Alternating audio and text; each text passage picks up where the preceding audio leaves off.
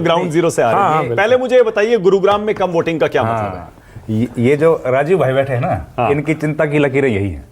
शहरी इलाका बिल्कुल गुड़गांव में, और जहां मुझे लगता है राजीव भाई बैठे होंगे फरीदाबाद में, तो ये दोनों इलाकों में ही सबसे मजबूत गढ़ है बीजेपी का। और यहाँ पे वोटिंग परसेंटेज देखिए 3 बजे तक 40% भी नहीं हुआ है।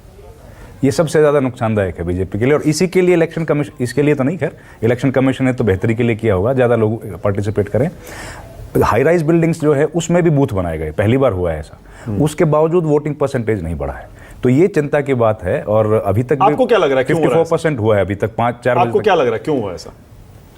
या तो बीजेपी का वोटर जो शहरी इलाकों में रहता है वो ये मान के बैठ गया कि 2-3 महीने में सब ये कह रहे हैं भैया बीजेपी हार रही है, इसलिए नहीं। जैसे लोकसभा में हुआ था ना, शायद जीत रही है इसलिए नहीं निकला।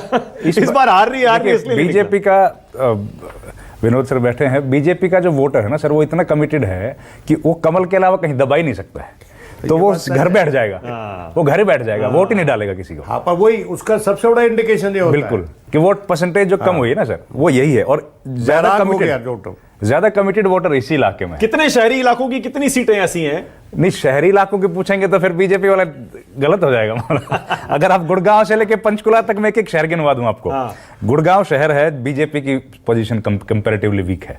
उसके बाद आप बड़ा शहर अगर बात करें रोहतक में सीट बिल्कुल बीजेपी के पक्ष में मामला नहीं है। पानीपत शहर में, पानीपत ग्रामीण जो है वो वहां बीजेपी स्ट्रांग है, पानीपत शहर में बीजेपी कमजोर है।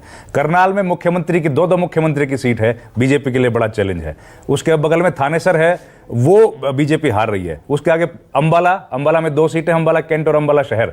अंबाला कैंट में फंसी हुई है, अंबाला शहर हार रही है।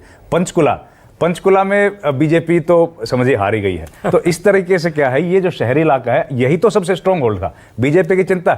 आपने जो सवाल पूछा ना विनोद जी से, मैं उसका अगर आप इजाजत दे तो जवाब देता हूं। हरियाणा में ना सर, ये बीजेपी बड़े मार्जिन से नहीं हारती है, छोटे मार्जिन से। हरियाणा नहीं, मैंने कहा कहीं भी। बिल्कुल, मैं इसी का जवाब, सब जगह। हरियाणा में एक और ट्रेडिशन है। हरियाणा में जिस पार्टी की 2 बार सरकार रही ना, जब तीसरे इलेक्शन में उसकी हालत क्या हुई है मैं आपको 68 से बताता हूं। 68 में चौधरी बंसीलाल मुख्यमंत्री बने, 77 तक रहे, 72 का चुनाव हुआ, फिर से आ गए। 77 में कांग्रेस की 3 सीटें आई। उसके बाद 78 में चौधरी भजनलाल मुख्यमंत्री बने, 80 में कांग्रेस पार्टी में चले गए, 82 का चुनाव फिर जीते, 87 में फिर इलेक्शन हुए, कांग्रेस पार्टी की 5 सीटें आई। चौधरी भूपेंद्र सिंह हुड्डा ने चुनाव लड़ा, 2004 में मुख्यमंत्री बने, 14 में छोड़ा, 15 सीटें आई। इस बीच में एक बार ओम प्रकाश चौटाला मुख्यमंत्री बने, 2005 में छोड़ा, 9 सीटें आई। तो हरियाणा का थोड़ा सा मिजाज अलग है। मतलब ठीक है, ये आपका बात यहाँ हरियाणा की नहीं हो रही है। आप देखिए, आप हरियाणा के एंगल से बता गए, मैं बीजेपी के एंगल से पूछ रहा हूं। ये जो नई बीजेपी है, ये हारते चुनाव में भी ऐसी हारती है कि आप उसे शर्मनाक हार नहीं कह सकते। बीजेपी तो नहीं है, लेकिन हरियाणा तो पुराना है ना सर। हरियाणा तो एंटी इनकम्बेंसी के हिसाब से वोट डाल रहा है। अभी भी तो कांग्रेस के लीडर इतने ज्यादा कॉन्फिडेंट नहीं है ना कि हमको वोट पड़ रहा है। अच्छा, ये तो हराने के लिए वोट पड़ रहा है। लग क्या रहा है वैसे, कितने सीटों के आसपास कांग्रेस? मुझे तो भी 55 के आसपास, 50-55 लग रहा है। बिल्कुल। ओके अनंत विजय, अनंत पहले असेसमेंट से ही शुरू कर देते हैं। एग्जिट पोल का आंकड़ा भी आ जाएगा थोड़ी देर में, आपको क्या लग रहा है? अभी सब लोग जख्मी हुए हैं बुरी तरह से, है ना। जून में सब लोगों की हालत ऐसी हो गई कि कुछ लोगों ने तो छोड़ ही दिया टीवी। तो मुझे लगता है कि सीटों के आकलन में मैं तो नहीं फंसने वाला हूं कम से कम अब। अच्छा, नो ब्रेनर कहेंगे आप इसे? और नहीं, वो भी नहीं कहूंगा। और न ही मैं भारतीय जनता पार्टी की किसी एजेंसी के संपर्क में हूं, न मैं कांग्रेस का किसी एजेंसी ने मुझे फीड किया है, या पत्रकार होने के तौर पर मैंने अपने उसका इस्तेमाल करके। मुझे बस एक ही चीज समझ आ रही है, हरियाणा के चुनाव में जो कहीं 400 वाला नारा जो चला था बीजेपी का, उसकी वजह से 240 हो गया। कहीं ऐसा तो नहीं है कि 70-75 की बात करने में ओवर कॉन्फिडेंस में आ गई कांग्रेस? मैं ये कर रहा हूं, जुलाना की अभी बात हो रही थी, मैं ये पता करने का प्रयास कर रहा हूं, चौहान साहब बताएंगे बढ़िया, कि जुलाना में आखिर ऐसा क्या हुआ कि प्रियंका गांधी को कैंप करना पड़ा? ये क्या वजह थी उसकी? सब लोग विनेश फोगाट की बात कर रहे हैं, मैं तो डॉट्स जोड़ने का प्रयास कर रहा हूं हरियाणा में, कि प्रियंका गांधी जैसी लीडर को, जो अखिल भारतीय व्यक्तित्व जिनका माना जाता है, हालांकि अभी वो साबित होना शेष है, उनको भी जुलाना में रुकना पड़ा। इन्होंने ठीक बताया। पंचकुला वाली सीट में तो मतलब किसी रेहड़ी पटरी वाले से पूछ लो तो वो विधानसभा अध्यक्ष। बाकी बातें आप समझ गए मैं क्या कहना चाहता हूं। तो मैं ये कह रहा हूं कि हरियाणा की स्थिति इतनी आसान मुझे नहीं लग रही है, क्योंकि अब पिछले कुछ दिनों से मैं देख रहा हूं कांग्रेस के जितने भी समर्थक भी थे वो भी अब 50, 55, 54, 56, 60 तक तो जाने की का दुस्साहस कोई कर ही नहीं रहा है।